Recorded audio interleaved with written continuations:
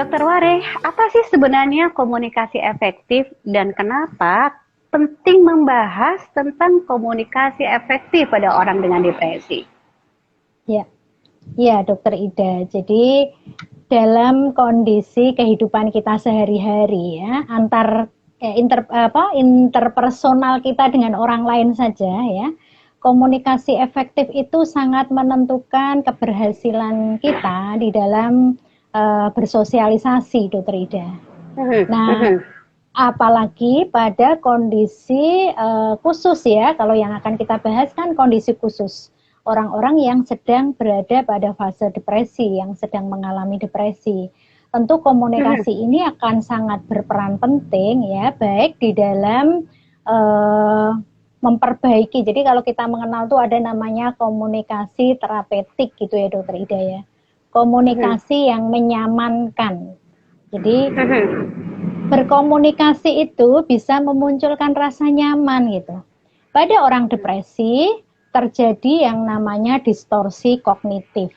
Jadi kognitifnya atau daya pikirnya itu mengalami distorsi, mengalami apa ya?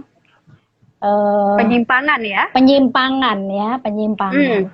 Penyimpangannya seperti apa? Orang-orang dengan depresi itu seringkali menganggap atau memiliki persepsi negatif terhadap dirinya terutama.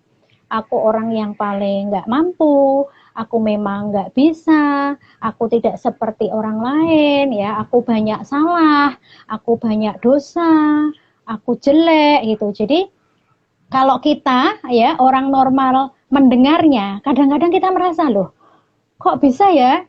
Misalnya dia bilang aku nggak pinter, aku nggak bisa dibanggakan gitu. Padahal kita lihat lah dia kuliah ya, dia prestasinya cukup bagus ya. Selama ini semuanya baik-baik saja. Dia kadang merasa hidupku nggak pernah bahagia. Kita yang lihat dari luar kok bisa ya gitu ya. Jadi distorsi kognitif atau pikiran-pikiran yang negatif terhadap dirinya ini tentu kemudian juga akan membutuhkan pola komunikasi yang berbeda, Dokter Ida.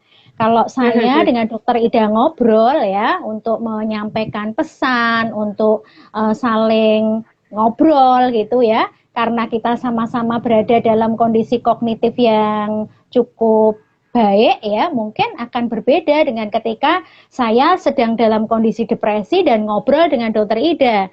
Tentu harus kita pertimbangkan bahwa yang sedang bicara dengan kita itu sedang ada masalah dengan mentalnya ya, mental emosionalnya.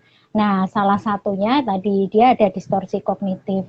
Sehingga kita bicaranya juga harus pakai standar atau memakai pemahaman ya tentang kondisi itu. Tentu kita akan berbeda dengan ketika kita bicara pada orang-orang yang tidak sedang mengalami depresi ya. Jadi kita harus mengenali gitu ya bahwa orang ini tuh dalam tanda kutip sedang sakit itu ya. Tentu kita akan berbeda mensikapi. Sama seperti orang sakit fisik ya. Kalau dia tidak sedang sakit, kita bisa ayo jalan bareng, ayo lari bareng gitu.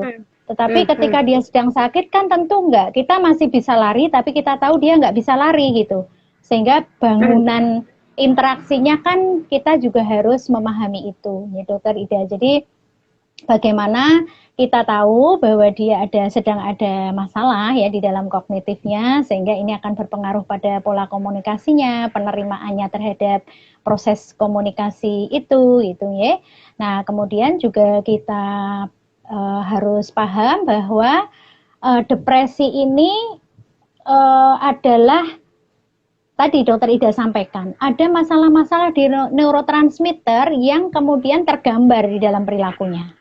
Sehingga bukan karena dia malas, bukan karena dia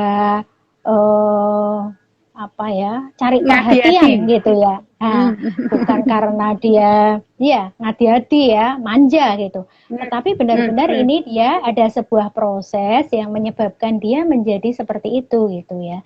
Andai boleh memilih dia juga pasti tidak memilih untuk seperti itu, Dokter Ida ya. Sehingga kalau kemudian yang muncul dari sikap komunikasi kan verbal dan nonverbal ya Dokter Ida. Kalau dari verbal dan nonverbal kita itu sudah seolah dalam tanda kutip dia tangkap sebagai menyepelekan gitu ya. Alah kamu cuma pura-pura aja, paling karena nggak mau belajar, karena nggak mau kuliah misalnya, nggak mau kerja gitu, itu akan bisa ditangkap, dirasakan sebagai tidak dipahami ya. Jadi dia merasa tidak dipahami ya, dia merasa tidak didukung gitu. Padahal yang dia butuhkan adalah dipahami, didukung gitu ya. Sehingga kadang-kadang di dalam pola komunikasi itu ya, keterampilan menjadi pendengar yang baik itu lebih banyak dibutuhkan ya Dokter Ida ya.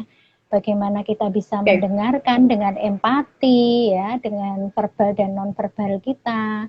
Dia tangkap sebagai sebuah pemahaman ya, dia tangkap sebagai sebuah dukungan, itu akan membantu untuk dia merasa nyaman. Atau kita kenal dengan terapi komunikasi terapeutik tadi Dokter Ida. Mungkin itu. Jadi intinya pada orang dengan depresi itu, tadi Dokter Ware mengatakan ada distorsi kognitif, jadi ada kekacauan proses berpikir, sehingga ketika dia melihat permasalahan itu selalu tampak negatif. Ibaratnya itu dia hanya bisa melihat titik yang gelap tapi mengabaikan terang yang luas gitu. Sehingga kemudian ketika berbicara pun kita mesti hati-hati, karena mungkin maksudnya kita mau bicaranya itu menenteramkan dia, tapi justru itu kalau tidak tepat bisa menambah beban pikirannya ya Dokter Ware ya, beban masalahnya. Karena dia melihat masalah itu dengan negatif. Oke.